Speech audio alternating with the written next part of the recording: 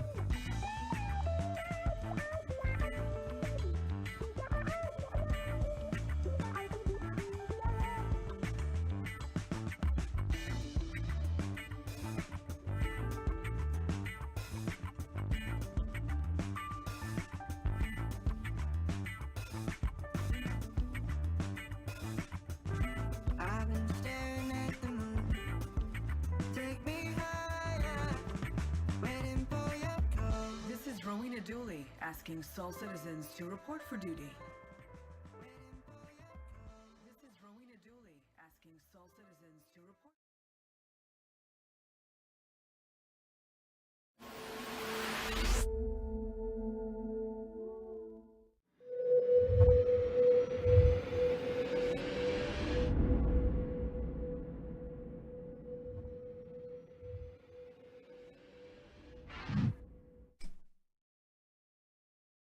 And good evening, and welcome to the Soul Citizens. I am GriffinGamingRPG, and we are back for another week of great conversation about the game Star Citizen.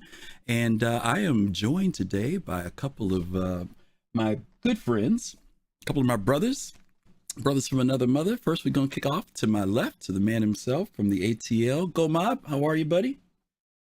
Yeah, good. Yeah? I could complain, but who would listen? You know what I'm saying? Oh, we listen to you, brother. Taking it one day at a time and enjoy. Okay. Enjoying every bit. All right. Cheers. All right. Cheers to you too. You know what? I'm telling you, I'm so discombobulated. I said you were to my left, but you're to my right, and I'm getting my. Well, if you're looking at the screen. Yeah, I know. You're looking at the screen. But that was kind of like a dyslexic thing. I'm looking at the screen, but I said something the other direction, so I'm just kind of offbeat here. And to his right, the man himself, fastcart FC. How are you? Chaos incarnate in the house again tonight. So how are you guys doing? Oh my God, Chaos Incarnate! What a name! That does fit you in some weird way, though. So I guess it's okay. It's good to see you. Is that your BMM behind you as usual? Is that what I'm looking at? That's what it was rotated, so I had to rotate it myself. So that's the BMM. You're gonna have to. One. No, but you need to, like, I don't know. What do you think, Gomab? He needs to reposition it, right? It needs to. Hey. I'll give you the file. You can do it for me. Okay. You know what? I'll do that for you. I'll make a really nice Banu Merchantman background for you. I can do that for you. Okay. Thank you. I appreciate it. Thank you to everybody who's here today. We've got a lot of folks here. Captain Jones, Gladestone, Theorems out there. Shimpasta is here. Shimpasta, Pop, CC Creator. Oh wow, we got all of our cool folks are here today, and I know there are a lot of other people here. Wow, Citizen Shenanigans is here, and thank you, Citizen, for that wonderful Prime resub, 14 months. He's a veteran. He's been here over a year now. How long have we been here now? We got a whole bunch of people in here that been like over 20 months. Yeah, like, wow. we got some 2-year people. They love us. They really love us. They really love us? Is that what it is? Maybe they feel sorry for us. I don't know which, but I think they do. Hey, Pops in Space, thank you for that community sub gift. Thank you, Pops. Oh boy, somebody got a nice gift from Pops. Thank you. We appreciate that. Thanks for kicking us off real well, gang. Hey, we're talking about our series on careers again. We're back. We've been covering all these different careers, mining, and I mean, we've been through a whole bunch of careers, and now we're on one that I know many of you are not only interested in, but you're probably very active in doing. And that is, Colossal. from Florida, giving out 5 community subs. Thank you. You know what? We didn't do our sub stuff to these people for being nice like that. Hey, thanks for the subscription. There we go. Thank you, Whammer. Thank you guys. Thank you, Colossal, for the 5 subs to the community. We have a great community of people. Thank you. So yeah, many of you all, we know you all are into the idea of bounty hunting. Many of you, that's one of the ways that it's lucrative. It's the way that you have fun in the game, whether you do it solo or whether you do it with other people. And so today we're going to be talking about bounty hunting. And Gomob, I was doing my research. You know how I am about doing my research. And I learned some things. What'd you learn, bro?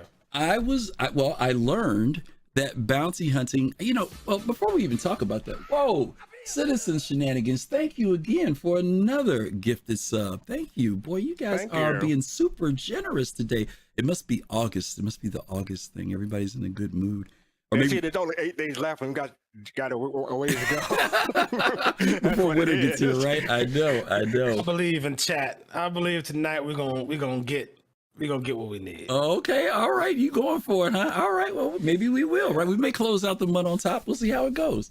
Okay, let's jump into this idea about bounty hunting. Well, you know what, Gomob, before I even go there, I saved this because I want to show you guys a video.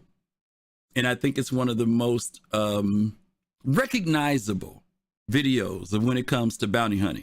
And I'm not talking about Dog the Bounty Hunter, okay? I'm not talking about nothing like that. Wow. And yeah, I know. And I'm not talking about what's his name, the karate dude, the Aikido master. What's his name? He didn't gain weight now, and now he's like he don't even move. He just fights like this, standing in one spot. Y'all know who I'm talking about? The actor who did Steven Seagal? Yeah, Steven Seagal. Yeah. Oh, I wasn't sure you talking about Steven Seagal or Jean-Claude. Jean-Claude Van Damme. No. I'm talking about Steven Seagal. All right, so let's take a look at one of the most notable bounty hunters that most people will recognize. Let's take a look. Bounty hunters. We don't need that scum. Yes, sir. Those rebels won't escape us.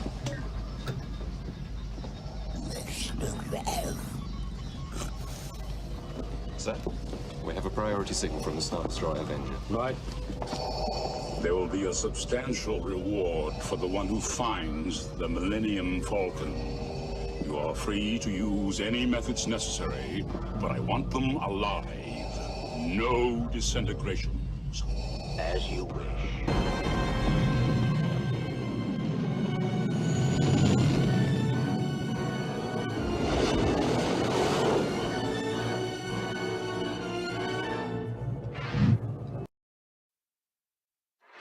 No disintegrations. Wouldn't that be cool? I thought tonight we were going to talk about the Mandalorian. We're going all the way back to Empire Strikes Back. Okay. Yeah, well, no, but I went back to a bounty hunter. That's. Well, Boba Fett was the OG bounty Yeah, right. hunter. He was the OG. That's what I'm saying. I mean, I could have went to Mandalorian. Don't know about that. But I had about what's going on now.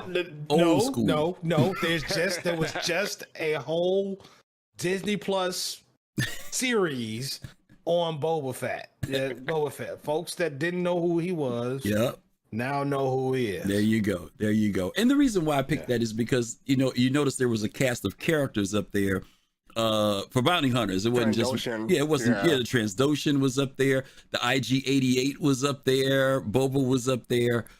So this idea of bounty hunting, and the thing that I learned, Gomob, was I didn't make the distinction between bounty hunters and mercenaries. That's someplace I had some confusion. Now, maybe some of that confusion comes from the way Star Citizen has outlined it, but I want to kind of talk about the differences in that and kind of see, first of all, is Star Citizen going down the road of bounty hunting, or are the players going down the road of bounty hunting, or are they doing maybe more mercenary work than bounty hunting? So I want to kind of touch on that a little bit and see where we can go with that. Okay. So let's open up with this first definition here so we can everybody make sure all of our folks are on the same sheet of music with us, okay? And this is what I looked up. Bounty hunting versus mercenary. A bounty hunter is a private agent working who captures fugitives or criminals for a commission or a bounty, versus a mercenary who is someone primarily concerned with making money at the expense of ethics. Now, I know some people can, don't get me wrong, I can see how the lines can blur between these two, but Gomob, I want to get your thoughts, then fastcart's thoughts. are bounty hunters more on this, for lack of a better term, on the side of right? Or it depends. It depends on the side of the law, right? yeah, and I'm only saying that because mercenary, they mentioned ethics, right? That whether good or bad, the mercenary is just out about it for the cash, right? Or the credits, I should say. Give me your thoughts about the bounty hunter. The bounty hunter is a free agent. Mercenaries work for somebody else. Okay. Right. Okay. Yeah. You know what I'm saying? Yeah. Bounty hunter goes. They see who the bounties. Hey, thanks. Citizens are. Oh, man. Thank you for 5 subs. Okay. Thank you. We appreciate that.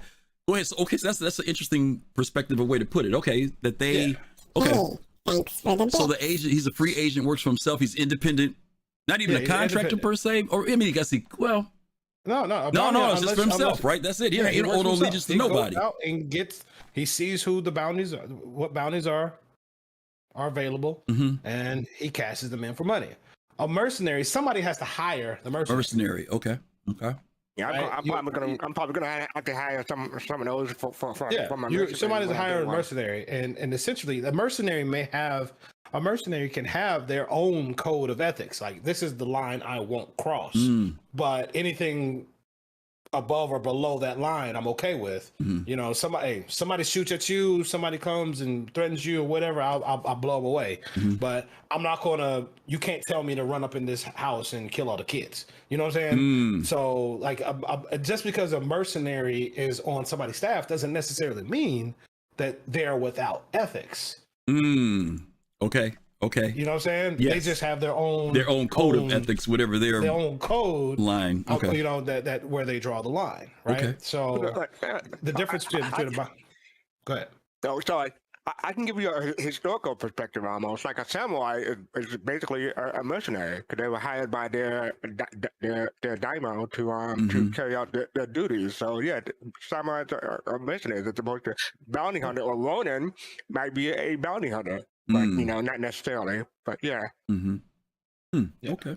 So let me ask you this: do you think the Star Citizen has delineated those two very well, or do you think that they kind of blur? Because like, for example, when we get missions in the game, right? A lot of them you're getting hired by Hurston to go help the Hurston security, right?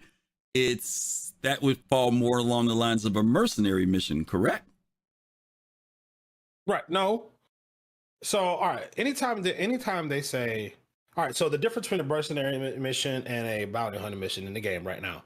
Mercenary mission is a bounty hunter mission is, hey, this guy has a bounty on his head. If you go kill him or arrest him, kill him. Okay. You'll receive his bounty. Gotcha. Right? That's a bounty hunter mission.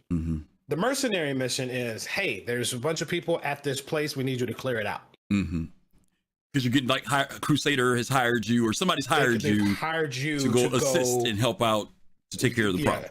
Okay. To clear out the problem. Okay. Those people don't have names or specific bounties on them. You might get rewarded or a bonus and call to arms based on how many you take out in their crime stat level. Okay. But it's essentially a mercenary mission. You are a soldier or a gun for hire. At that point. Okay. A bounty hunter, is more of, I want that person. I don't care who brings me that person. I want that person, dead or alive. Okay. All right. So that's the bounty. That's some good clarity there. Okay. All right. Yeah. Let's hop out of that real quick. Let's see what Star Citizen is defined as well. Bounty hunting is a profession in which the player is tasked by various organizations. And this is what's interesting, because we know we get the mission stuff from the Moby-Glass, right? To hunt down either hostile NPCs or other players. Currently, bounties are limited to simply killing your target. However, there are plans to introduce live bounties later in development. Now, mind you, that was back in the day when this was written up from CIG, but now we know that we do have live bounties. People get a certain crime stat, and you can pull a mission saying, here's somebody with got a crime stat, and you can go after them. They do still tie it in, and I know it's because of the way the mission giving thing is. They do have it set up that organizations are set up to do it. Does that still kind of walk the fine line, Gomab, or does it still fall into that place of not going into mercenary to you? Yeah, I think, even though organizations are the ones that are posting it, because somebody's got to post it, right? Somebody's got to post the bounty. They're posting a bounty. Right? Okay. They're posting a bounty, and whether or not you choose to take this bounty to go after this individual or group of individuals. In the case of like the North group, our North Rock bounties, right? Yeah, they're posting it. Okay. So now, whether or not, like, I mean, you had spoke on ethics before. There could be a bounty on someone and that bounty can be unethical, right? Like Grogu, right? Yeah, Ninetales can put out a bounty for somebody, right? Hey, you gotta go get fastcart. He's been tearing us up. He, you know what I'm saying? Whoever brings me his bloody Moby glass.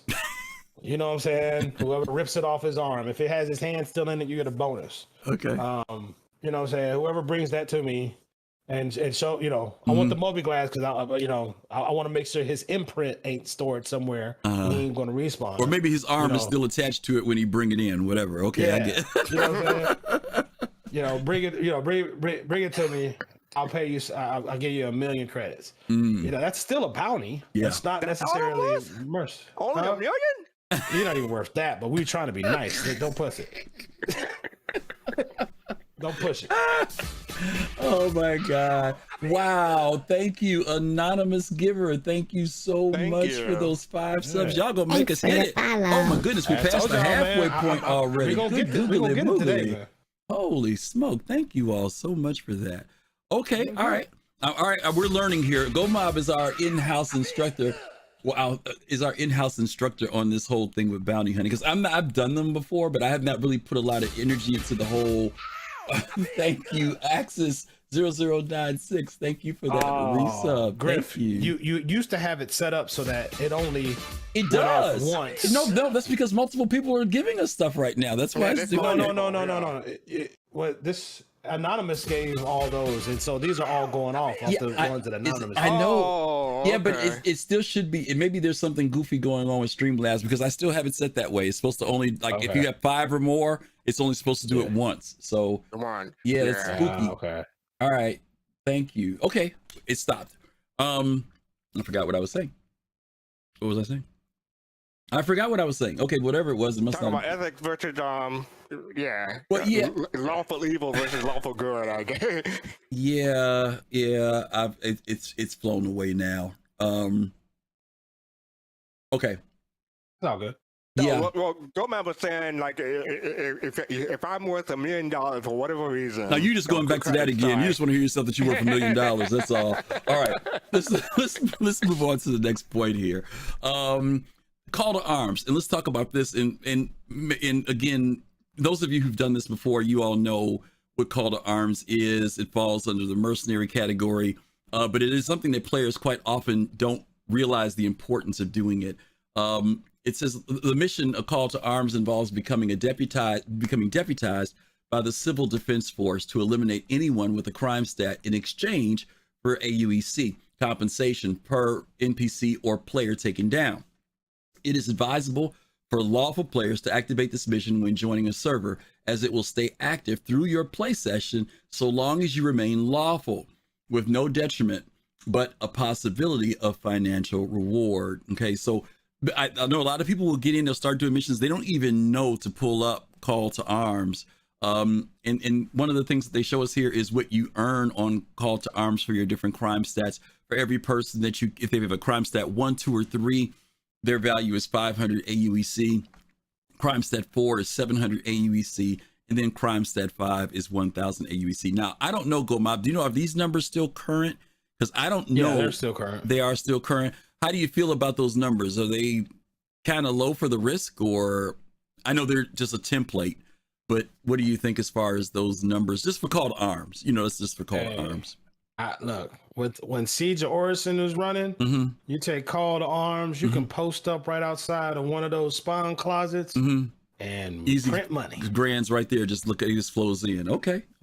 Yeah. All right. I mean, it's just extra, like, you know, it's so that if you're going after a bounty and that bounty spawns friends and you kill them, at least you get something. It's like a little bonus, a little icing on the cake, a little bonus. Okay. Yeah. Incentive. Okay. Yeah, and I believe, you know, Yeah, it's a little bonus. Okay, it adds up. Fastcart, I want to ask you a personal question. What's the highest crime stat you've ever had in the game? 3? Okay. I want to say 3. Okay. By accident? No, By no, accident. not by accident. No, I think I was doing something with the Soul Crew, and yeah, we got into some shenanigans. But I think it was 3. Okay, 3. All right. You haven't hit a crime stat 5 yet, so that's good. Did you survive it, or did you get killed before you got rid of the crime stat? It's been so... No, I never got rid of it. I probably logged out before I got rid of it. Okay, fair enough. Well, after a couple of resets, that means it's probably gone by now. So, okay, no problem. Exactly. All right. Let's go on to talking about the Bounty Hunter Guild. Goma, would you mind reading this and maybe talk about it a little bit? Yeah, sure. Commonly known as the Guild, is an organization that serves as a service union for its members in the verse. It provides bounty hunting missions for both players and NPCs, risk assessment for the targets, and training and certification for bounty hunters.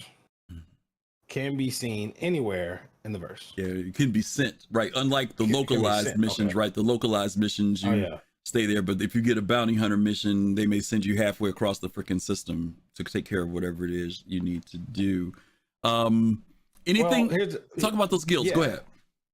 So the thing is, even if you take a Crusader mission, bounty hunting mission, you're still getting rep and the Bounty Hunters Guild. Okay. So you get it in both, whichever. Yes. Okay. So, all right. So, the way it works is with the rep. So the Bounty Hunters Guild lets you unlock the different levels from, from the VLRTs all the way up to the ERTs. And I'm going to say what those mean. Well, they're coming up. Yeah, they're coming up. Session. Yeah, they're coming up. Yeah, they'll get there next session. The local security forces, whether it be Blackjack over in R Corp, Crusader over in Crusader, Hurston and Hurston, MT Protection Services at Microtech, and the North Rock is kind of all over the place as well. The higher you range, you get your rep with them, the more bonuses you get paid when you do the bounty hunter contract. So let's say that's the first level. I think you get like a 5% bonus on top of your bounty when you take one down. And then, when you get to the next one, it's like a 10. I think you can get up to a 25%. I think 20% is like the highest one. But as you get higher up on the bounty hunter guild level as well, that 20% can add up fairly quickly. Okay. So no matter which one you pick on the local level, you will gain reputation both with that particular group as well as the Bounty Hunters Guild. Correct. Okay. Do you have to, I know as you mentioned about the Bounty Hunters Guild, as you begin to unlock these different levels, is that done strictly through doing the Bounty Hunters Guild, or when you do both? Like if I do Hurston, is that also going to unlock, or do I have to be doing Bounty Hunter Guilds in order to unlock? Yeah. So no, if 317.2 drops, or 317, whenever the last white drop, we go back. I got to get my money back up, or when they did the big the wipe, the big wipe, when they even wipe reputation and all that stuff or whatever, you go to Crusader and you'll get the certification mission, right? Which is probably the VLRT one. Right. You go kill that person. Now that one can be anywhere, but then from there you can choose which planet you want to start grinding out your bounty hunting rep in. So you can do it at Crusader, you could do it at Microtech, you could do it at Hurston, wherever. But as you're grinding it out at that one, and I recommend staying in one place, right? Because those bonuses add up. So if you're doing it in Crusader, right, you're going between Yella and Daymar. That's pretty much, some pops and selling every now and then. You're gaining both Build Bounty Hunter Guild rep and Crusader. As you unlock all of the different levels, you've unlocked it across the board. You will then just need to go and do the assessments in each of the other different planets at Hurston, R Corp, Microtech so that you'll be able to open up all of their bounty hunter missions. So if you've made it all the way up to ERTs or the extreme risk targets at Crusader, and you haven't even touched anything at Hurston, when you go there, you would pay the 500 AUEC. You would get the base bounty hunter mission to just open up the Hurston security. Okay. And once you've opened it, you'll have access to ERTs there as well. Okay. Okay. All right. That is a great explanation. Let's talk about that. This is, you just mentioned this a second ago. This is where you start, right? Tracker training permit, certification. Very first thing that you get when you get started, and most of us see that pop up. It actually pops up, I think, as one of the little invisible things that tells you that you need to do that. Then after that, we get here. So if you want to do a breakdown on this, Gomab, because I know this is what Fastcart was talking about on the different codes, that'd be great. Yeah, so you're going to start at the VLRTs, right? Those are going to be the very low risk targets. Mustangs, Auroras, maybe you'll have a Avenger in there. Once you and now I've seen a breakdown somewhere before where it says, okay, if you do like, I think it's like you do like 5 of these, it'll bump you up. So then when you'll get the tracker beginner's permit for the LRT, you do that one, right? And that opens up the next tier, which are still those ships and may throw in like a Cuddy Black or something like that, but not very, very powerful, very strong ships. You're not going up against, anything crazy. Again, you go through the licensing, you do that. I think you're like, all right, you do, I think 10 or 7 at that level to get enough rep in order to open up the MRTs, and then so on and so forth, right? MRTs, a little bit stronger ships, maybe more. I think the most I've ever seen spawn on a bounty was 3, maybe 4 at one time. But yeah, you're not going to get, it's not too terrible, especially if you find your target and you kill them quickly and get up out of there. I mean, you shouldn't have too much to worry about. Now but yeah, you work your way up. So question, these will have multiple, there's a main target and then multiple support craft. Is that correct? On all of them? They'll spawn in additional targets. Yeah. Okay. So none of these would be like just one target when you come in. Sometimes the game, if you can get there quick enough. I've had situations where the only thing that was spawned there was my target. I was able to kill it, and then as I'm getting out, I would see others spawn in. But as the game has started, the back end has started performing a little bit better. They're usually it's usually spawning all together. Okay. Is there a certain level when people are progressing through this where, I mean, don't get me wrong, I know it's a progression, but is there a certain level to you where things really start to get dicey? Is there at the 3rd level, 3, level 4, is there a certain point where, if you're not a decent pilot, I mean, in the past, everything up to VHRTs was a cakewalk. Okay. Now, holy smokes, man. Like, I went in there and I was like, all right, I'm just going to walk through these real quick. I got to the HRTs and I was like, hold up. Like I gotta disengage. Like these folks almost blew me up. I gotta actually like pilot. I had been accustomed to not even having to really think about it until I got to VHRTs. But HRTs will slap you around a little bit if you're not careful. Okay. And that's one of the things we heard from CIG, that they had beefed that up with the piloting, for the NPCs. And I've heard players say that has happened as well. Okay. That's good to know. Now, talk to me a little bit about the VHRT and ERT levels, because I hear a lot of people, that's where they try to aspire to get to. And I guess that's obviously the ERT is the most profitable area. Are there bonuses that come along with this? I mean, beyond the bonus that we talked about for Call to Arms, is there any other bonus that comes along when you kill someone at the ERT level or VRT level? I mean, so the higher level of bounty hunter mission you complete, the more rep you gain. Okay. In both the Bounty Hunters Guild and the local security forces, right? Okay. So you could be, if you're, let's say you're a Crusader and you've maxed out Crusader and you're at the top, you're getting 20. You get full 20% bonus, and you want to go max out Hurston as well. Well, you'll max that out quicker if all you do is ERT because you get more rep. Okay. So, but other than that, I mean, they pay more. So you can like with the North Rock services, like with the three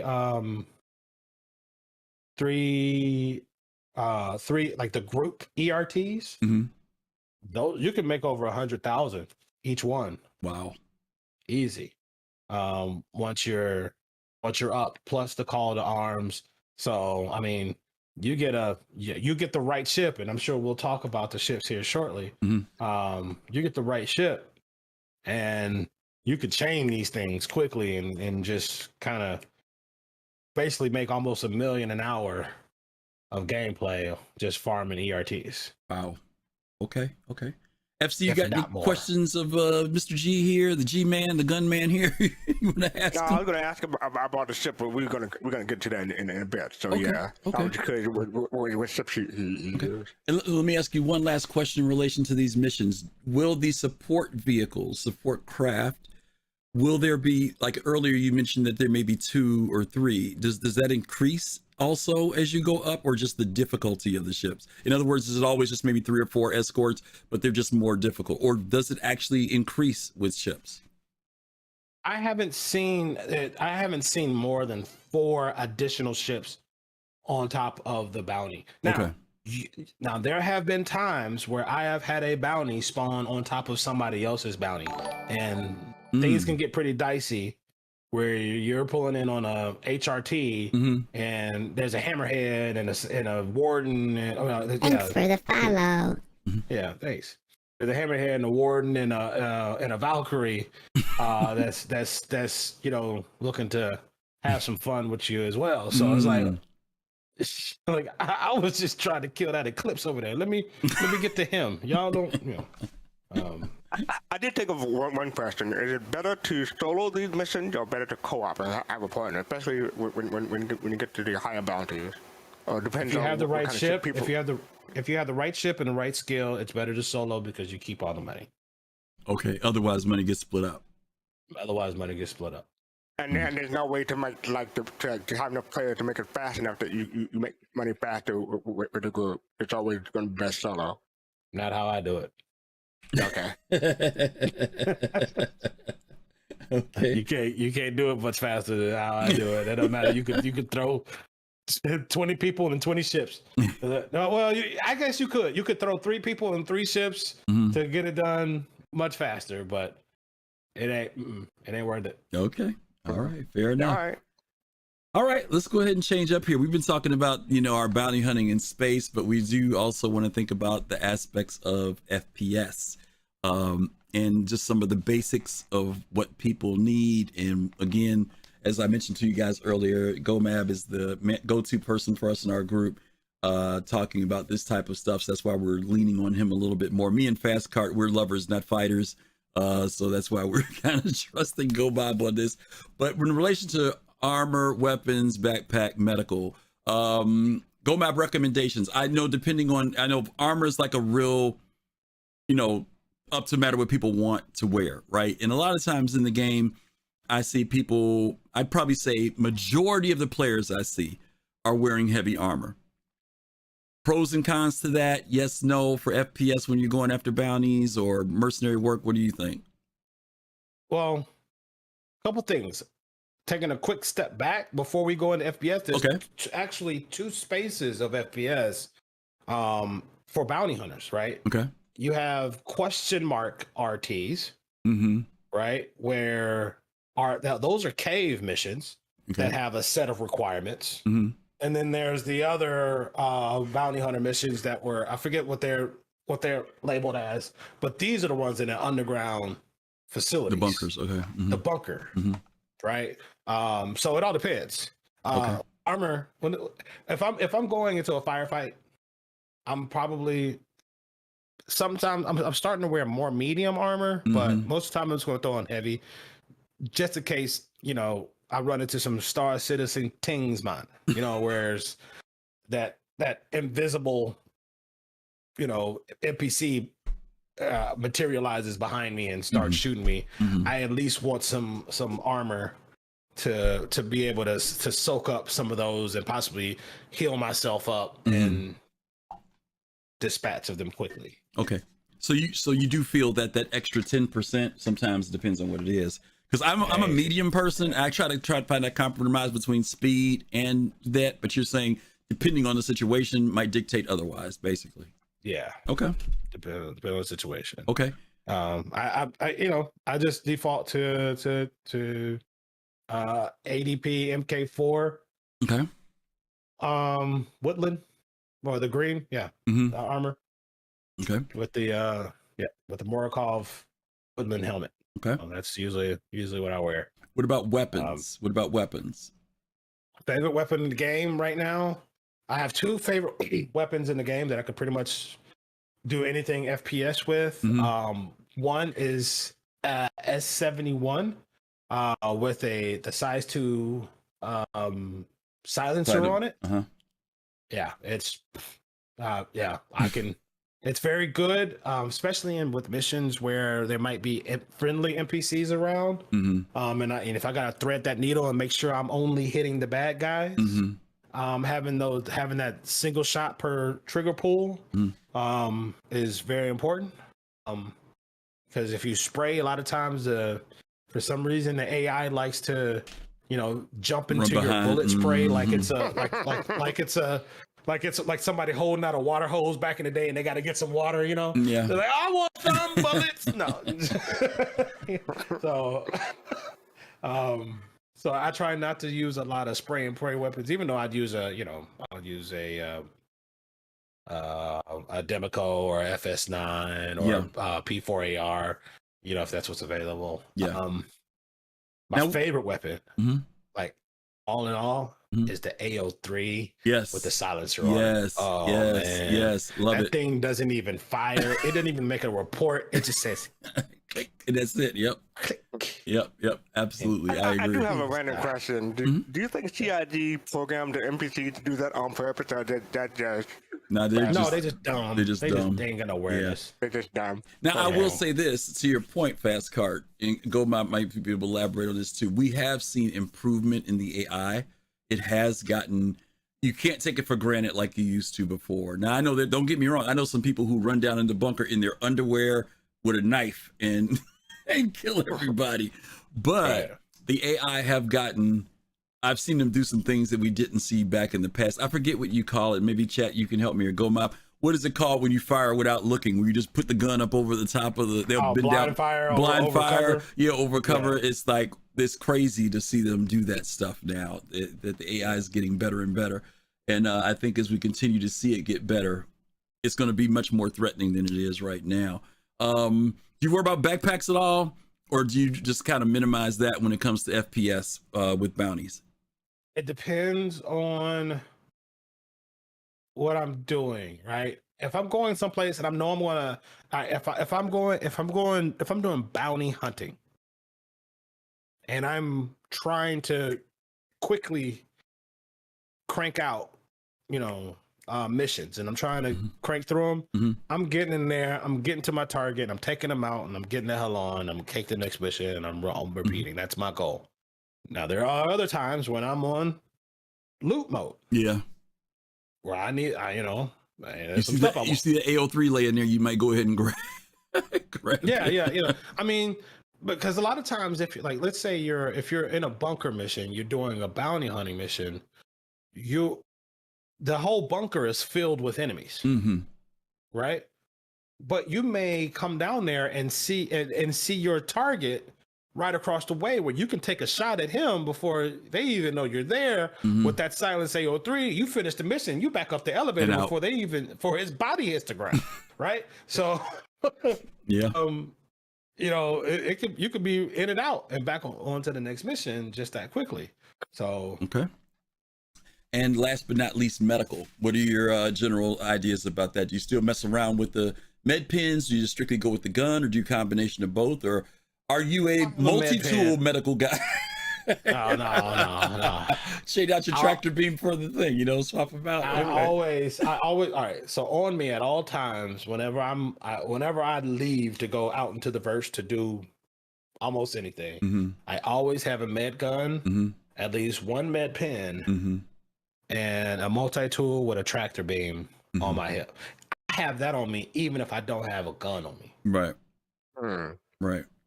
Those are 100. You know, I could go get a gun someplace, but I if I step out of a space station, I've got those things on me. Okay. All right. So those are the necessities. Now, again, I know everybody has their preferences on weapons. Oh, we talked about the SR-71. You didn't talk to us about pistol. I don't really. Really?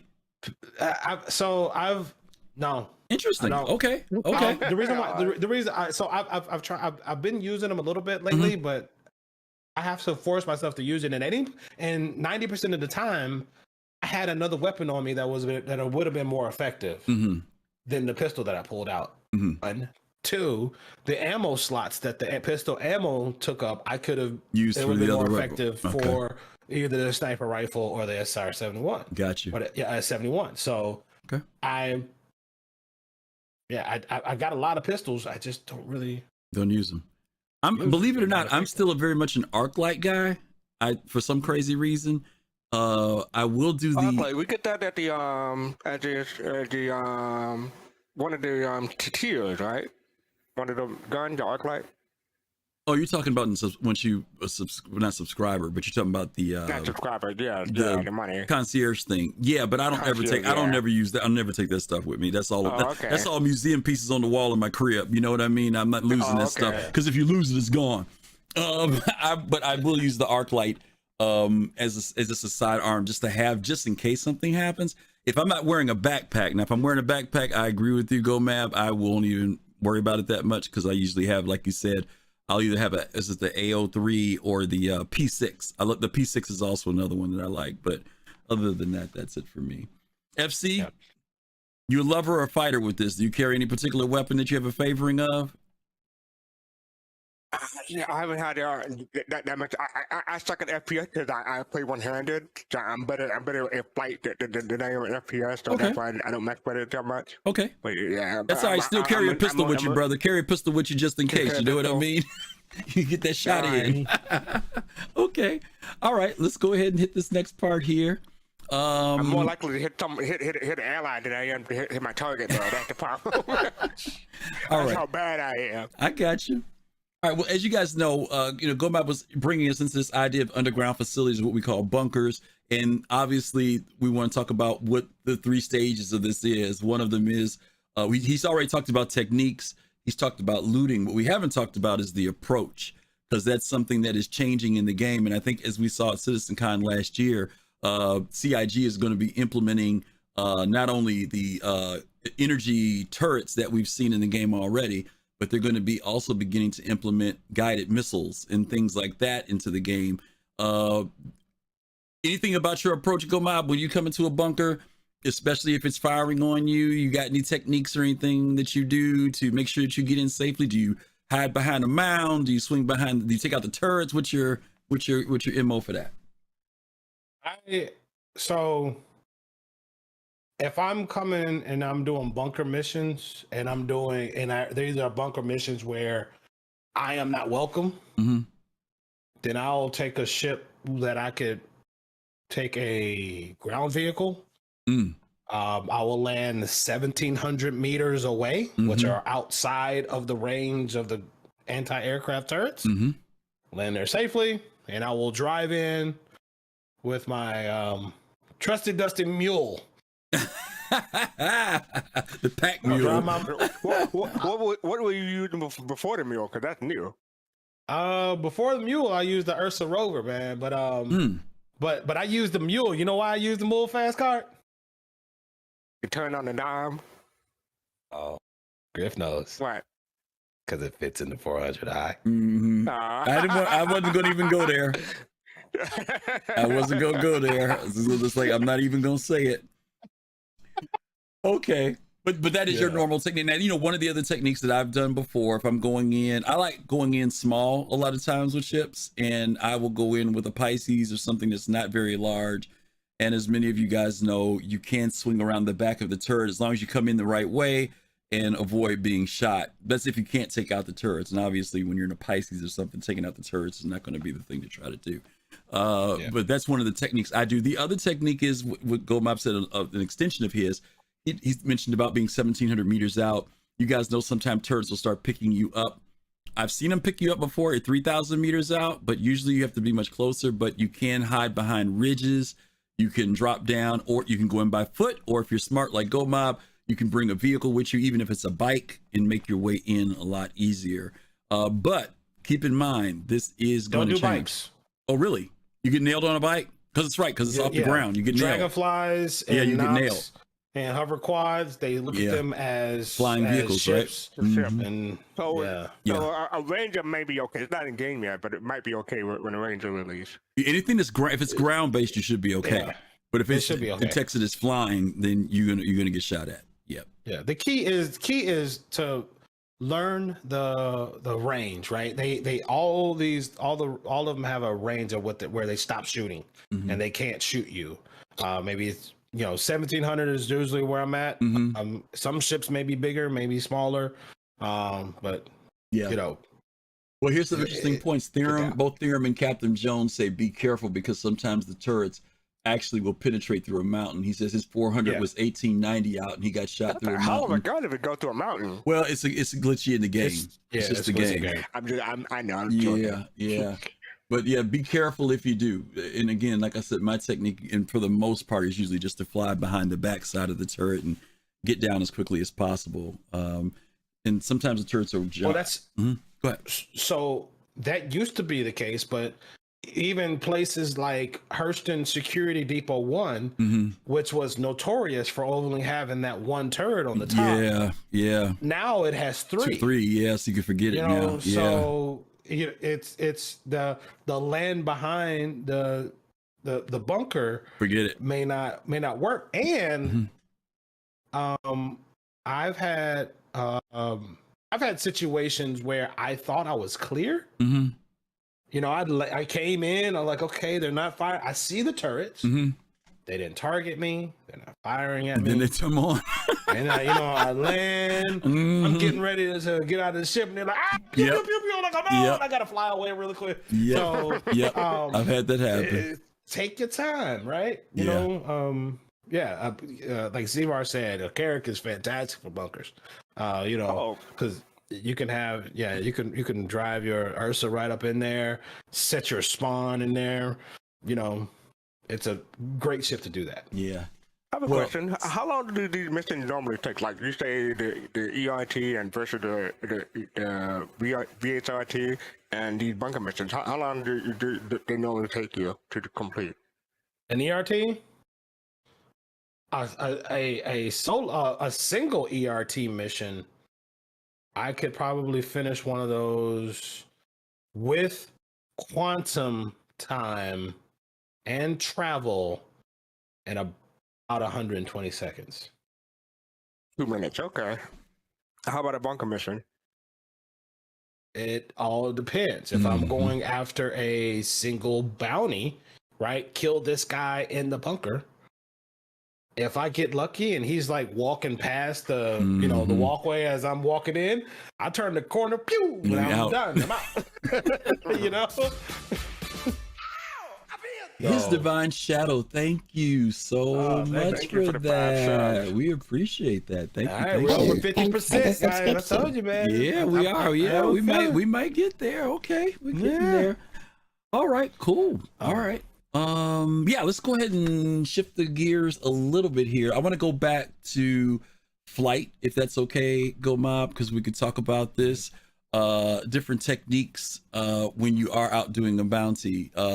Some of the things that we want to talk to you guys about is avoiding jousting. You guys know what jousting is. It's basically straight on, head on, just keep flying back and forth past. The reason why we say avoid jousting, if you want to joust, feel free, but you do raise the risk of a collision with NPCs sometimes when you do that. We want you to be much more tactical thinking a little bit more about the particular target that you're going after, paying attention to patterns, things of that nature.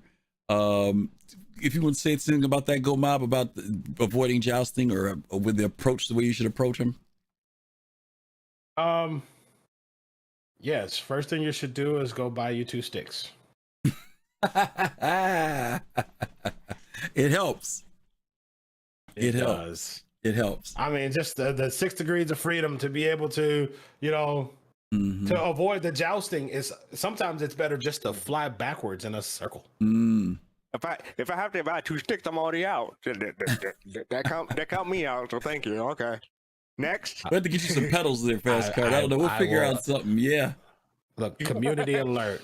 I will take out a bounty on anybody in their community that can go to fastcart's house and turn off his computer right now.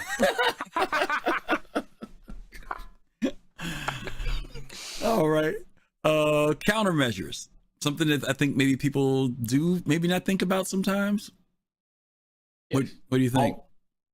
Always set your countermeasures to at least 2, most or 3. Because you can set the number that they like. So they're flares. So you have 2. You have noise and flare. I think I don't know what they call in the game, but whatever. Noise and flare. So flares, you can, you could set them. You can set how many they dump when you shoot them. You got 40 some odd of them in most ships. Always set them to it. I set them to at least 3, so that if a ship is lobbing a missile at me, I wait until the beeps aren't the slowest, but they're not the oh crap, you're about to get hit. But when the beeps start to speed up a little bit, dump my flares and I bank and burn, and missiles go flying off again, somewhere else. The 3 is the magic number because some missiles will ignore the flares unless you have 3. Okay. So with 3, you're pretty much covered. Okay. Except for, seekers. Yeah, his divine shadow agrees with you. Says that 3 is the magic number. Yes. Whether you're doing flares, is that with flares or chaff? Either one. You can't panic dump chaff, I don't believe. Or I guess you can, but you only have 5 of those. Okay. Anyway, so yeah, the decoy and the noise, yeah. Okay. So the decoy is the flare, then the noise. Okay. All right, cool. So the noise actually is pretty cool if you ever watch it. You only need one of those because what it does is it's like it shoots out a canister that explodes and has multiple explosions. So it's supposed to, I believe it's broken. It is supposed to completely disrupt targeting, right? So if the noise is between you and the ship that is pursuing you, it should drop targeting altogether. Whether that you're locked on for missiles or they're locked on just with gimbals, they should not be able to come up with a firing solution on you whatsoever if they are impacted by the noise. I don't think that's working now. Okay. It used to work. It used to be brokenly efficient. But I don't think it works. It's working now. Okay. All right. Only if you stay behind it. Only half left says. Usual is fine. Thanks. Okay. All right, cool. All right. Monitor your shields. Let's talk about that a little bit. A lot of times people get into fights with ships and either don't pay attention to their shields, or they feel that if they retreat a little bit, that maybe they're, they stay in the fight so long that they get blown up. Is that what I'm trying to say? You know what I mean? Is there some tactical aspects to realizing when your shields are reaching a certain point, you need to pull back, breathe a little bit, and go back in? I mean, not just your shields. You need to monitor your ship. In a fight, there are 4 things you should be paying attention to within your ship. 4 things. 1 is your shield health, of course, right? 2 is your ammo count, right? These are all things that are controlled by your capacitors. 3, if you're flying correctly, your boost tank, right? How much do you have in your boost? Because you could, if you're if you're just flying around, you use your boost in order to get that extra pull, so you can pull your target pip onto your enemy to create that firing solution. Mm-hmm. So those are the three main things, and your enemies, their health. Mm-hmm. Now, on top of that, you want to monitor your whole HP, right? Mm-hmm. So if you're looking at your ship status windows, you'll see where you're taking a lot of damage if you're getting yellow, orange, or red. Mm-hmm. Certain pieces of your hull. You want to take care of that. But yeah, I mean, you've got right now in Star Citizen, you are a number of hit points. Mm-hmm. When those go to 0, so don't let those go to 0. Gomab, you are more than a number to me. You are very special. Okay. The bounty is growing. It's growing. It's going up more.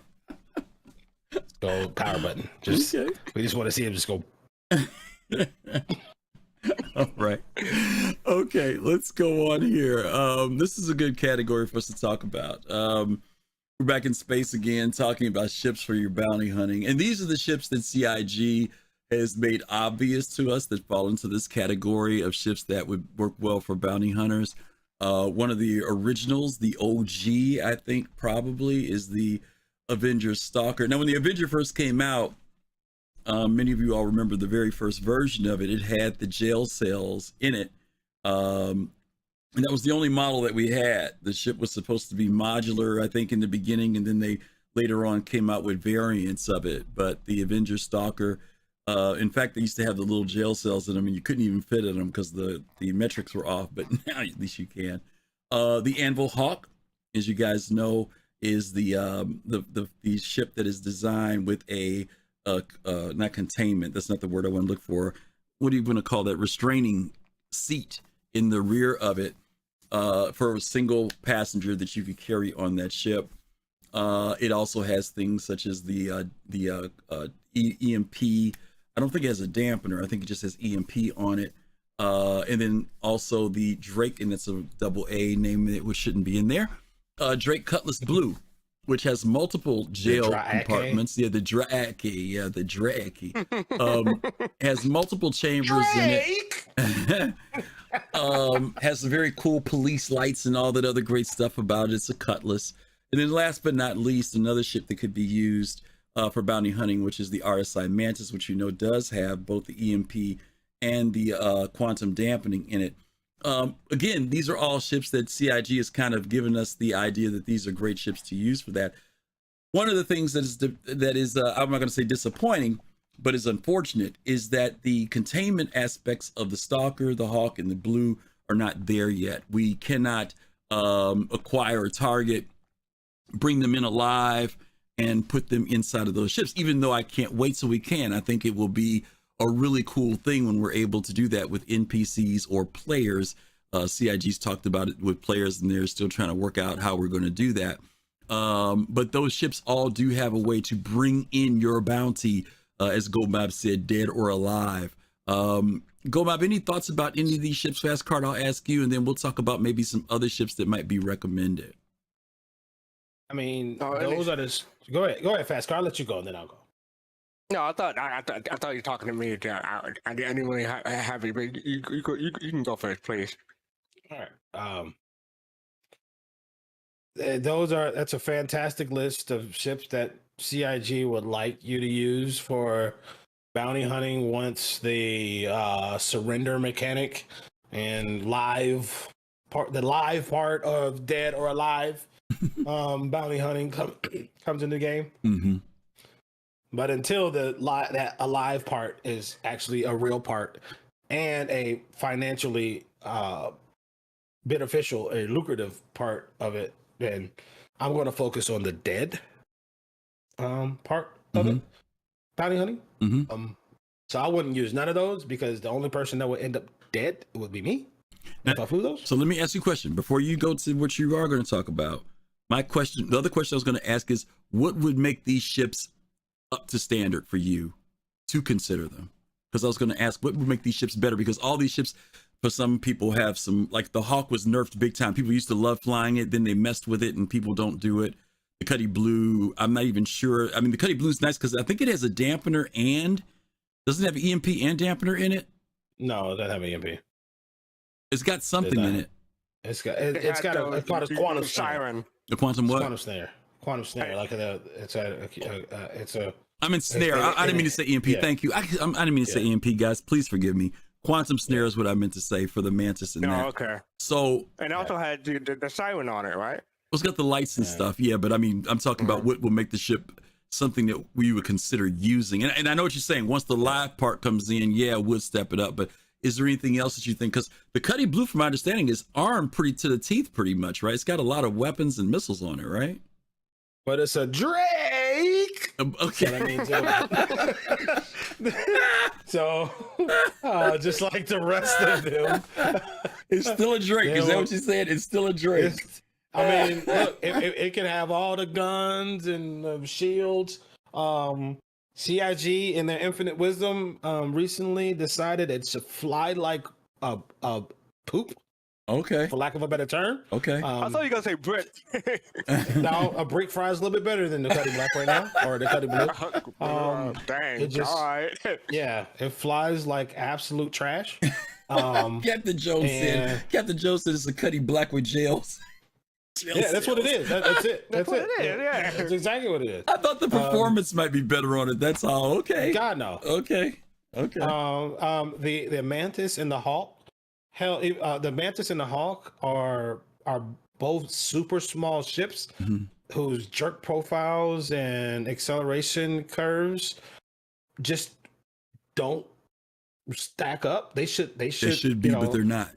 They should be. Like the Hawk should be almost on par with the Arrow. They're very similar in profile, but the Arrow just dumps on it on every metric possible. I think other than like maybe shields, I don't know.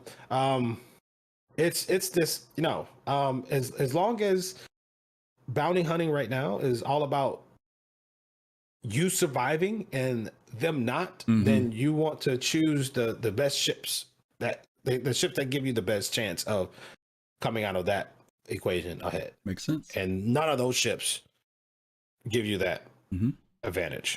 Okay. FC, you got any thoughts before GomabATL gets into the recommendations? No, I'm interested in hearing what the recommendation is. Now it got me excited to hear it. Okay. So what do you use, GomabATL? So I'll talk about my recommendations and I'll talk about what I use at different levels. Like, all right, if you're getting new to the game and you're just coming in and you want to do bounty hunting and do some other stuff, emphasis on doing other stuff as well, I recommend you go get a Nomad. Didn't see that coming. Yeah. A Nomad, very strong shields, very, very strong weaponry. Its fright profile is way better than it should be on that type of chassis. It is one of the biggest sleepers combat wise in the game. So a question with regard to that. So you say a Nomad. So you would you recommend someone buy in, use real money to get a Nomad, or get a smaller ship first, like pay $45, then buy a Nomad? If you're coming into the game and you got $100 to spend, buy a Nomad. Yeah, I mean, a Nomad falls into the starter category. CIG considers it starter, even though it's $80. It's still considered a starter. I haven't got Northern Trooper. I haven't got to the Gladius yet. I'm saying if you want to start off and do bounty hunting and other things. Okay. Right. If you want to do other things as well, if you want to do some bounty hunting, if you want to do a little bit of trading, if you might want to do some rock mining, you know what I'm saying? The Nomad is probably one of the most versatile starter ships out there. Yeah. Sleep area, kitchen, storage, rear storage. Yeah. Yeah. Okay. And it out of all the starter ships that are not dedicated single seater fighters, it is quite possibly the most versatile fighter in that group. Even better than the Avengers, in my opinion. Okay. Fair enough. So that would be my recommendation. Somebody's getting in. But from there, if you want to go for bounty hunting as a career, I believe that a Vanguard will take you further in your bounty hunting career. Yes, I know there are going to be people that says, I could take out ARTs in my arrow. Fucking congratulations. Sorry. But great. Fantastic. You're really good. Not talking to you. I'm talking to everybody else. Can you spend the rest of the show in that accent, please? Thank you. No, but so I would recommend a Vanguard specifically, and I've thought about this and I've gone back and forth. I think the Harbinger is going to be my favorite Vanguard for bounty hunting. That's the step up, in my opinion, from the Nomad. And then once you get to ERTs, there's only one ship in the game, baby, for ERTs. And that's the Eclipse. Really? Yeah. Really? I mean, you can do them in other ships, but you're just wasting your time and money. Wow. Just get an Eclipse. That's interesting. Okay. Wouldn't thought of that. That's interesting. Yeah. There's only. And what makes for you? What makes the Eclipse special? What makes it special? Yeah. Because you said specifically for ERTs. For ERTs, those are hammerheads. Most times. Sometimes they're Valkyries. They die just as easy. One shot a hammerhead with a size 9 torpedo from the Eclipse.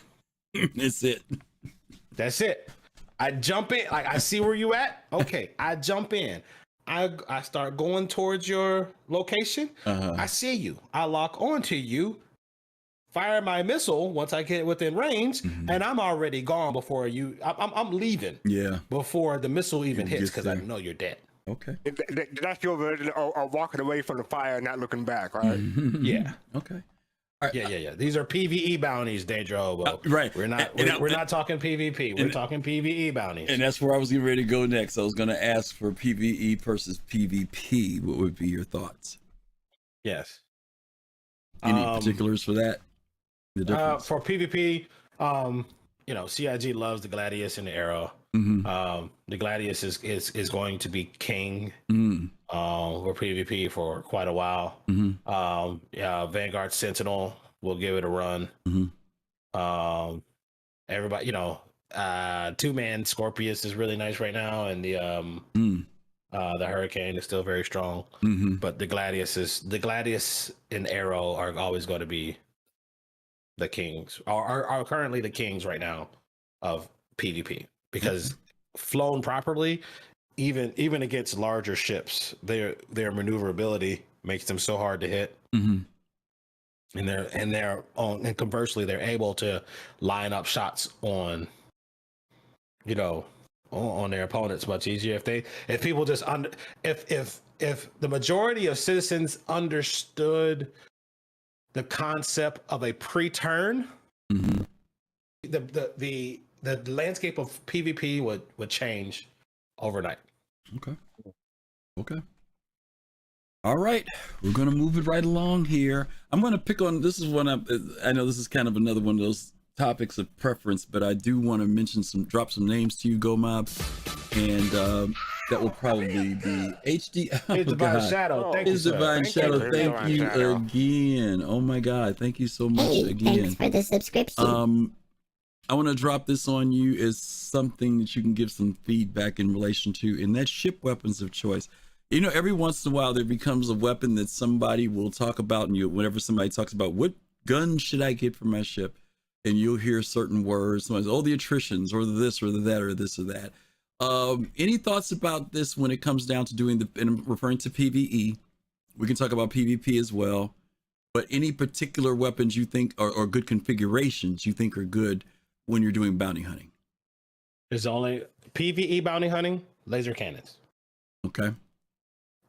Whatever the largest size you can fit on your ship, laser cannons. And the pro to that is high alpha. Okay. High alpha. And you don't recommend gimbal. You mean going the full weapon? Yeah. The full size. I mean, it all depends. If you let's say you're in a 600i or a Connie, or if you can have size 4 gimbaled weapons, gimbal them. Like, why make your life harder? Just go ahead and gimbal them. Hell, if you can have 4 weapons, right? 4 or more, highly controlled weapons. Go ahead and gimbal them, right? You're still putting out enough damage with a step down because let's just be honest, if you got that many weapons, your ship probably flies like doo-doo, right? So that gimbal helps close that gap a little bit, and it gives you a little bit better tracking assessment.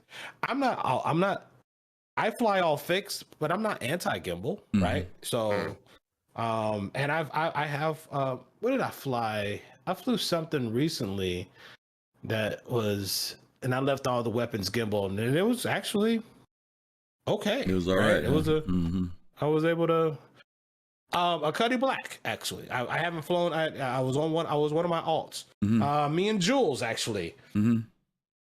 Jules and I, we were doing a derelict reclaimer mission, and I was on my Cuddy Black, and we had to go take out some of the NPCs before we jumped in there, and the gimbals, even though they were stepped down, they were gimbal size 2s instead of fixed size 3s. I still had enough damage to quickly dispatch them. Okay. Yeah. All right. Fair enough. Same thing with PvP, or is different variation on that? PvP is totally different. PvP is all fixed, all day, all laser repeaters. Okay. Now let me ask you a question. I mean, obviously we know that there was an adjustment to ballistics on ships, so there's limited. We understand that there's limited, fire. Ballistics don't exist. Well, yeah. Okay. The new Gatling gun that came on the Redeemer is ridiculous. Okay. But there was the limited ammo, right? And we can't carry additional ammo on our ship for us to restock, to justify. Yeah. You know what I'm saying? Like, I got a cargo bay back there. Why can't I carry one SCU box of bullets? There's no way to automate it. Yeah, I know what you mean. Right. Yeah. So, until we get a means to reload. Right. Until there's a means to reload. Should we get a means to reload on the fly? It just, Okay. I don't know. I stay away from ballistics. Okay. Gotcha. All right, we're rolling right along here. Thank you guys. We're definitely checking out what you guys are saying in chat about the Connie. Yeah, I didn't mean to start a flame war with my gimbal versus fixed question there. Yeah, and we know it's a lot of it is a matter of preference, and a lot of times many players start out with gimbal and then they finally decide to dabble into fixed. Some people will do fixed right off the bat because they've been doing it for a long time with flight games. But whatever gets the job done, I think that's what Bill Map's saying. He's saying that whatever works best for you to get the job done and that you're comfortable with. So that's the way to go. Last but not least, and it's kind of not a long show today, but we do want to talk about, and Gomab, you touched on this a little bit earlier about what type of, revenue, cash, credits that bounty hunters can make.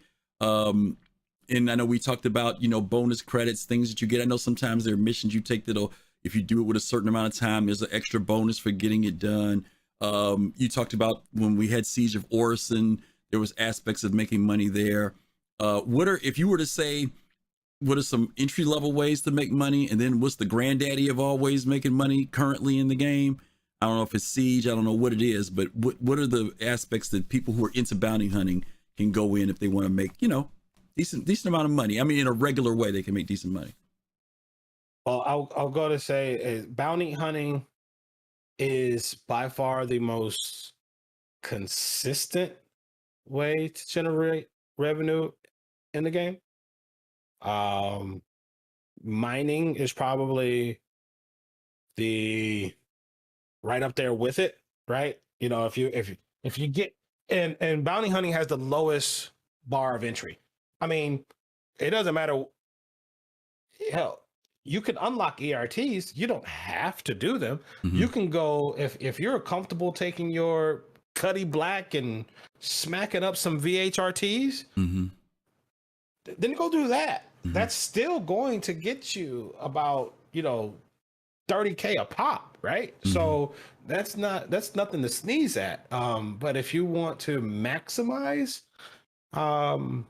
your revenue opportunities, I would, you know, grind, you know, go mine, then grind. Right? You know, or grind and mine or whatever. You know, grind your bounty hunting until you can buy a prospector and get it all, you know, get it all kitted out. Take that prospector, go out and get a couple loads and put it into the refineries, then go get back into your fighter and do some bounty hunting until those refinery jobs are done. Go sell that stuff, go mine some more, put some more stuff back in the refinery, and then go back and do bounty hunting. You know, you can go back and forth. Right. That's the beauty of this game. Right. You don't have to be pigeonholed into one career is where you can make money. You can actually, I mean, hell, when you're going and taking that ship with your refinery stuff, you can stop by someplace and pick up some cargo and then throw it in there in that ship as well and sell your refined stuff as well as the cargo you bought to increase your profit, right? So the way you maximize your money is to do a lot of different things. But to me right now, there's no more consistent moneymaker in the game than doing ERT missions, group North Rock ERT missions with an Eclipse out of Grimhex in Crusader space. Okay. And it's just like that song, right? There ain't nothing wrong with a little mining grind. I'm going to raise that bounty even higher for you, Gomab, if you don't mind me doing it. I'm going to raise it one more level. Just pull the power plug. Let me ask you this question. For a while, bounty hunting missions were kind of jacked, right? I mean, are they fine now? Because at one point, people would take missions and, you know, the target wouldn't show up. You know, there was some problems. Is it better in 17.2 now? I haven't had much problems. I mean, but things happen.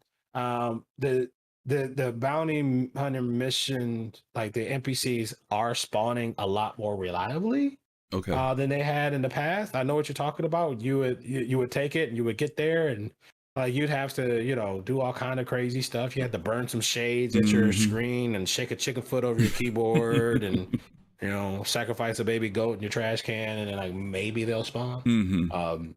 But now they seem to be a little bit more consistent. They're better. Okay. All right, cool. All right. Well, listen, we've got a bunch of questions because evidently you have stimulated people's minds here. So let's start with our very first one here. This is from Shimpasta. He said, so during Siege of Orison, we had to kill some NPCs. So would those NPCs not have imprints somewhere? Not my problem. As long as they're not in front of me impeding my progress to what I'm trying to accomplish, I don't give a damn where they spawn or respawn at. And if they spawn again, guess what? I'll kill them again. And I'll keep getting that 500 AUEC from my call to arms. Okay. Thank you. Come again. Okay. Next question is from Axis0096. Question: would it be easier, in your opinion, if we had a 11 rank system from 0 to 10 in place or instead of 1 to 5? And I know that's come up before, how 1 to 5 seems to be extremely narrow or tight way of rating, you know, because they have all these different, you know, they've introduced all these different levels of misdemeanor and this and this and this. is 1 to 5 enough, or should we span it out to like, you know, you incrementally go up to like 10? Why not 100?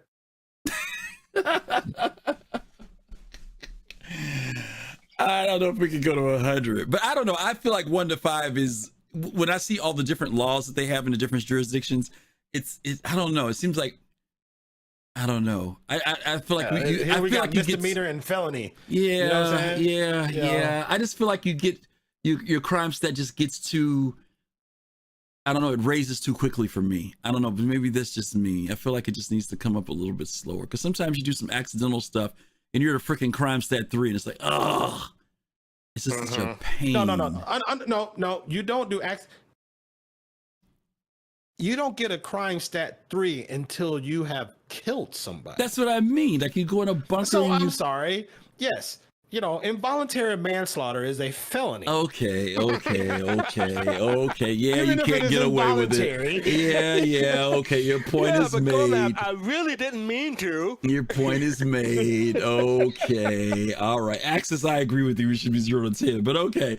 All right. Pops in Space asks, do you know if a player gets do you know if a player that gets a crime stat, can they partake in other bounty hunting missions? If you have a crime stat. That's a no? No. Oh. That's a no. Okay. You'll lose access to the lawful bounty hunting stuff. Now, you can go over there and Vaughn be more than happy to elicit your services. This year. Oh, your good girl Twitch? Yeah. She'll still hire take you up. Yeah. Okay. Rudo. Oh yeah, Rudo. Yeah. And Jules, yeah, you're right. They do have now illegal hit missions in the game. Yeah. Yes, thanks for mentioning that, because those were just recently added to the game. And then we've got assassination missions. Thank you, Captain Jones. Pops asked a good question. This is the last question we have. Is, should a player be able to flip-flop between unlawful and lawful gameplay when the game goes live, as we can right now? And Pops, we could talk a little bit about reputation. CIG talked about that when you get reputation later. I don't know if this happens. I don't know if this is built in now. Maybe Gomab, you can tell me if this is the way it works now. But they said that you would have to continue to do things to maintain that reputation. It's not going to, like, if you get to level 5 reputation with somebody, it doesn't stay there unless you continue to work for them. If you don't do work for them over time, it will slowly begin to decrease. It degrades. It does degrade now? Degrades. It does? Okay. You got to maintain it. Is there anything in relation to factions right now, Gomab, that if you do something for one person, but if you do something for the opposing side where there's effect? Does that happen? I think there's and Shakes, I know you're listening. It's the Idris, the Arlington gang mission. The guy who gives you that one, he hates the North Rock group. Okay. Right. So if you go with one or the other, if you go with North Rock, he'll be like, screw you. I don't think you'll actually lose or go down, but I think, the opportunities to go do work from him goes away. Keep me honest here. But there is there is some integration there, but not a whole lot, not across the board. Okay. Eckhart and then the North Rock. Oh, they think are odds with each other. Yeah. Okay. I have a question. Serious question. You covered some of this before, but what other improvement would you give to CIG to improve bounty hunting? Like you said, including beds or like prison cells in different ships. What else? Rudo and okay, another one that Shake said. Rudo and Vaughn, they hate each other as well. So if you go with Vaughn missions, right, which are the illegal side, you won't be able to go down the Rudo path. Okay. You'll negatively impact each other's stuff. So. Okay. But how would I improve the bounty hunter missions? Bounty hunting in general. For PvE, more dynamic and interesting targets. Maybe a dynamic event.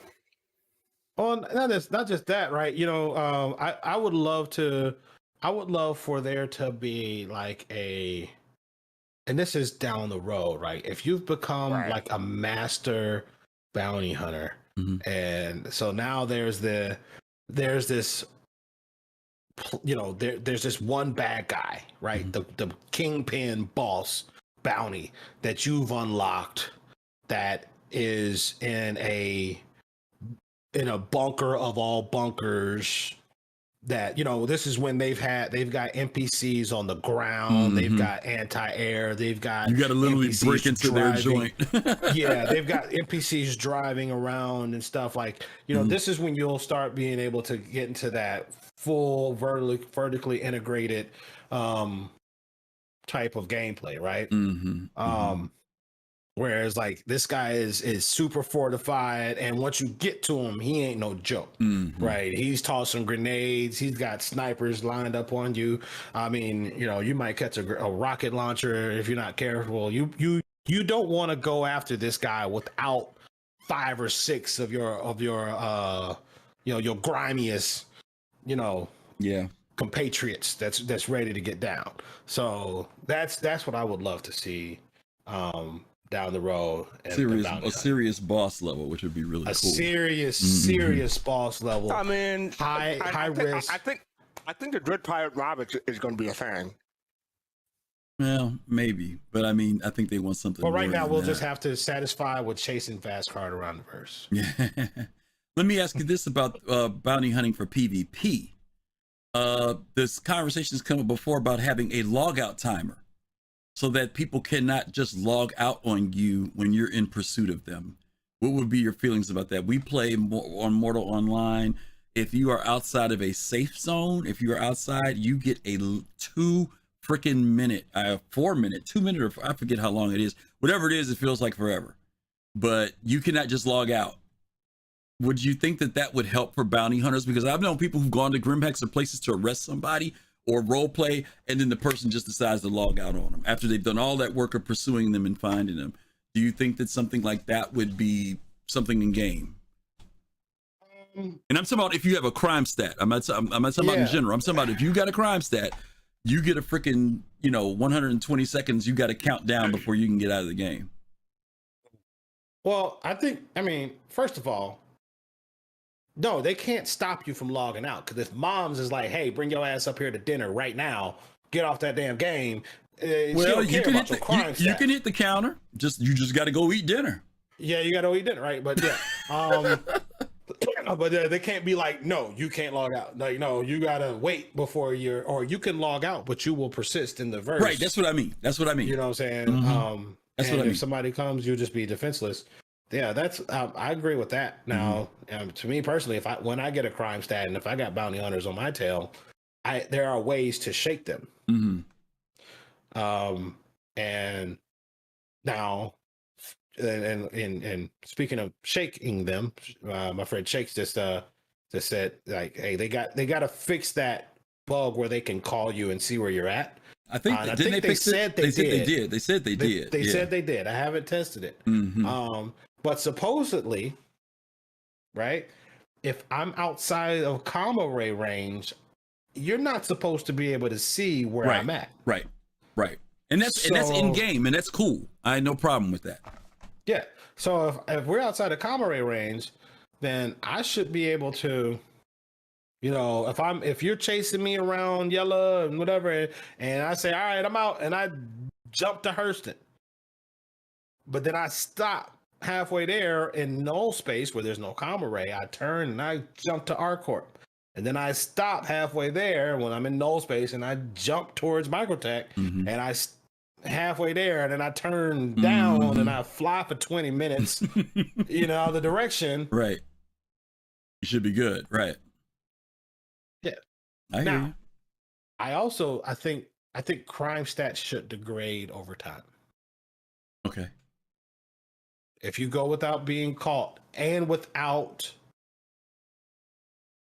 being witnessed committing another crime, they should kind of like Grand Theft Auto almost, what I'm saying? They should like, all right, he is going down. Maybe degrade down to 1 Crime Stat 1, and where you still have to go pay a fine for all this stuff that you did. Mm-hmm. But yeah. Okay.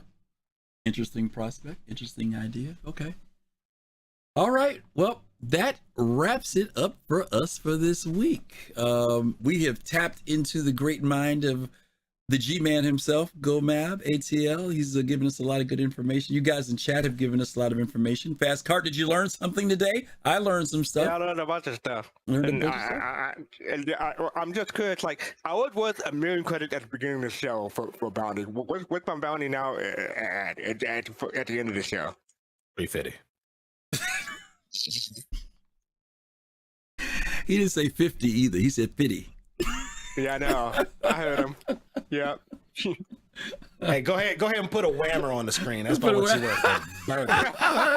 I know. That's what I should have gave him. I should have given him a whammer for the night, right? Okay. Well, listen. Thank you guys for tonight. Gomab, thank you for all the wealth of information that you shared. Hopefully, and those of you in chat, you guys also tossed out some great tips for people who might be interested in getting into the whole bounty hunting career. Man, we're almost through with all of our career series now, Fastcart. We're gonna have to come up with something else to talk about, but I think the only thing we got left is black market and something else. I don't think we have very many more of these to do, so we're getting there. Let's talk about what we got coming up this week. FC, why don't you tell them about Thursday? Yeah, on Thursday, we have Soul Talk at 9 p.m. Eastern, 1 a.m. UTC. We talk with members of the community about what's going on that week for Star Citizen. We normally cover ISC and sometimes SCL or whatever else comes up that week. Okay. And then on Saturdays, we do our, Soul Voices. That's our one-on-one conversation. Thursdays are roundtable. Saturdays are one-on-one, where you get to come in and talk with us about subjects that are covered from Spectrum, Reddit, and the gaming industry. And that's at 3 p.m. on Eastern time. Also on Saturdays, don't forget that we are part of the PodSat Saturday team, 3 p.m., where we starts out with Soul Voices. 6 p.m., we send you over there to Paul Shelley and the folks over at the Astro Pub for the Captain's Table. And then last but not least, at 9 p.m. Eastern on Saturdays, you get to go and see the folks over at Relay. And then 8 p.m. Eastern. You said 9 p.m. It's 9 p.m. Is it 8 p.m. Eastern? It's 8 p.m. Yeah. Really? Yeah, No, 8 p.m. So it's supposed to be 9 p.m. That's what they told me. Maybe it is. We're going to find out. Yeah. No, you said it's Sunday, 8 p.m. Eastern. You said 9. No, for PodSat Saturday. PodSat Saturday for Relay. I haven't got to our show next. That's what you're going to do. Okay. Yeah, you haven't done that. Don't have trying to pull it and actually and wrong as hell, man. Come on now. Last but not least, go Bob, could you fill him in for next week's show? Next Sunday at 8 p.m. Eastern is our shipyard. So we're going to be covering MISC, the ship manufacturer, next week, going through all the different, the ships that are currently in the game and are in the pipeline and what they do and what their history are and stuff. So yeah, come check us out. MISC. So yes, definitely. Don't forget that we do have This Is Delayed. There's our merchandise. If you guys want to get Soul Citizens t-shirts or hats and all the other cool stuff, we really would appreciate it. It always is wonderful when we get pictures and messages saying, hey, I got my merch in the mail. We really do appreciate that. So thank you guys so much for those of you who have sponsored us and supported us. For those of you who pushed us up today, wow, you guys shot us way up the meter for August. We probably will hit our goal next week. So thank you guys so much for all the subs and the gift subs and community subs that you gave away. And as always, thank you. And remember, there's nothing wrong with a little mind and grind. So thank you.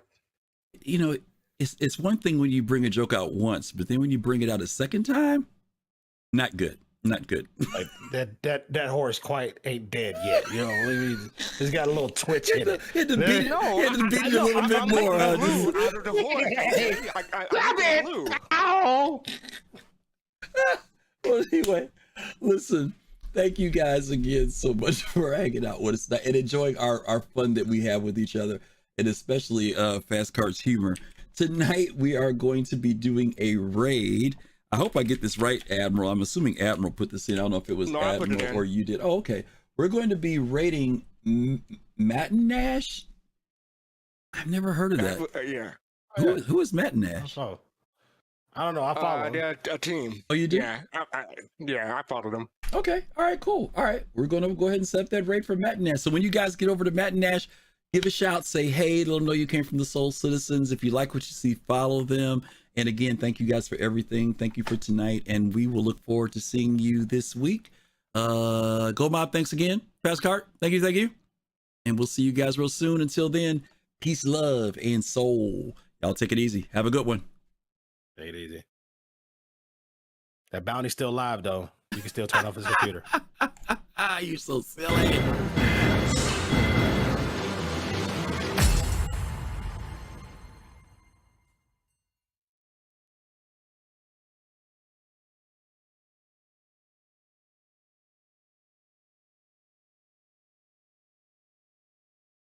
By the way, Cynic, thank you for offering to help.